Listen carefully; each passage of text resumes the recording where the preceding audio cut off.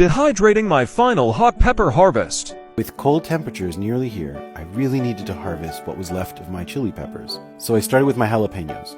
Some were already red, but many of them were still green. But I don't discriminate. Then I went over to my hanging garden and harvested what was left of my small chili peppers. After giving everything a decent wash, I went to work on chopping them in half. I placed them on a rack to help air circulation and popped them in my solar oven. But I made sure to leave the back of the oven a little bit open so that humidity could escape.